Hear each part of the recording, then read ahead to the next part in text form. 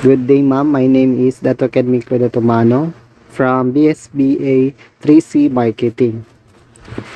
So, Association of Accredited Advertising Agencies Philippines or 4ASP.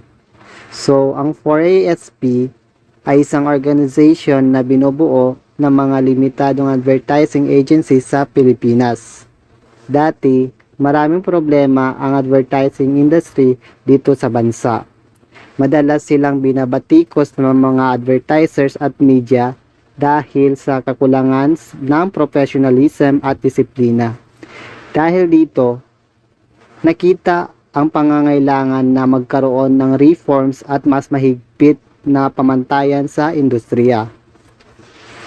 Ang 4ASP ay tumutulong para maging mas maayos at professional ang mga advertising agencies. Isa sa mga challenge ng mga agencies ay ang 15% commission na karaniwan nilang kinikita mula sa kabuuang billing. Sobrang liit nito para masuportahan ang lahat ng services na kailangan. Mula account management, media buying, market research, creative, production, at iba pa. Kaya kadalasan, kailangan pa nilang mag-offer ng iba pang services tulad ng public relations at merchandising para mabuhay ang kanilang negosyo.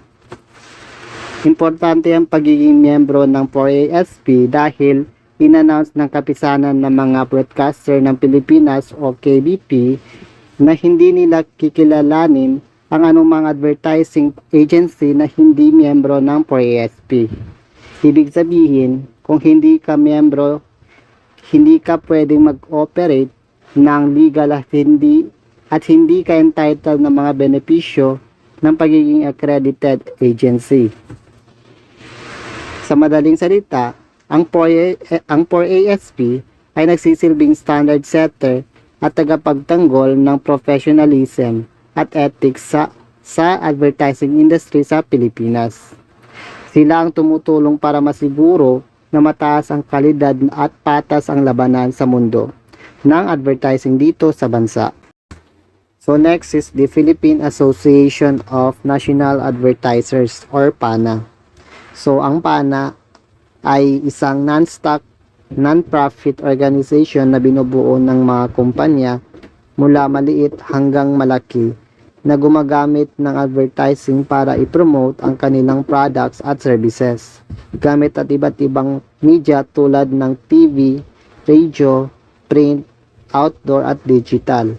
Sila ang boses ng mga advertisers sa Pilipinas at nagsisilbing tagapagtanggol ng kanilang interes sa mga usaping pang-industriya at pamahalaan. So ano ang layunin ng PANA? So, pinoprotektahan ng PANA ang interes ng mga advertisers at ng mga consumer sa pamamagitan ng pagtataguyod ng fair at honest advertising practices. Naniniwala sila na ang self-regulation o sariling disiplina ng industriya ang pinakamagandang paraan para mapanatili ang mataas na standards ng advertising imbes na government ang magdikta ng mga patakaran.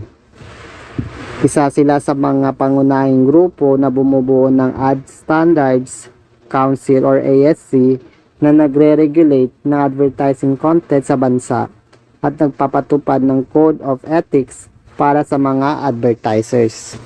So, bakit mahalaga ang PANA? So, mahalaga ang PANA kasi sila ang nagbabantay at nagsisiguro na ang advertising sa Pilipinas ay responsable, makatarungan at kapaki-pakinabang para sa lahat. Advertisers man o consumers, sila rin ang tumutulong mag-set ng standards at nagbibigay ng guidance sa mga miyembro para maging updated at ethical ang kanilang advertising practices.